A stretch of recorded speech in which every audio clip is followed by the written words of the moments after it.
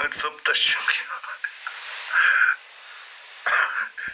Kira, főnököm, mesterem, a Jóisten áldjon meg. A Jóisten áldja meg a kedves családodat, mindenkidet.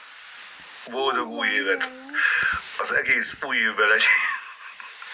Velem az Úr. Gott mit uns. Ha az Isten velünk, ki ellenünk. De mit? De mit? Oké, de mit? Jó, 20 grammot, de mit?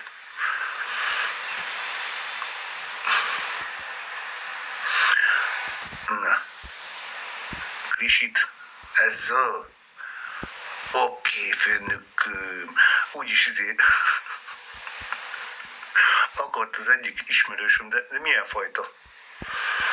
Milyen fajta? Jó fajta, vagy Azt mondja.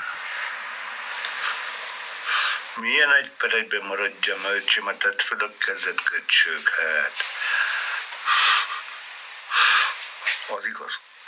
Ajándéklónak ne nézd a fogát. Várjál, iszok még egy kávét.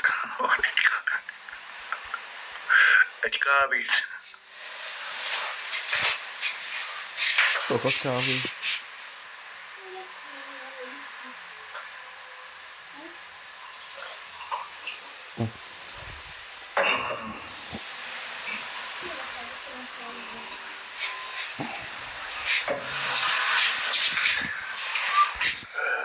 Bassza, titeket szájba hallod. Ezek a kurva rendőrök, bazd meg, mindig itt izírnak, ólálkodnak, bazd meg, itt izírnak, szirénáznak, bazd meg, mi a fasznak?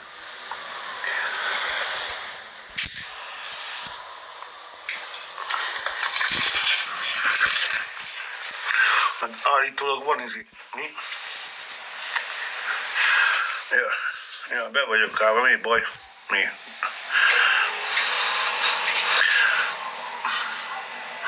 Az Úr nevében azt mondom neked, az Isten áldjon meg.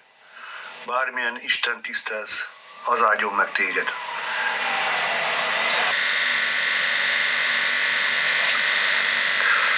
Az Úr áldása legyen veled, kira.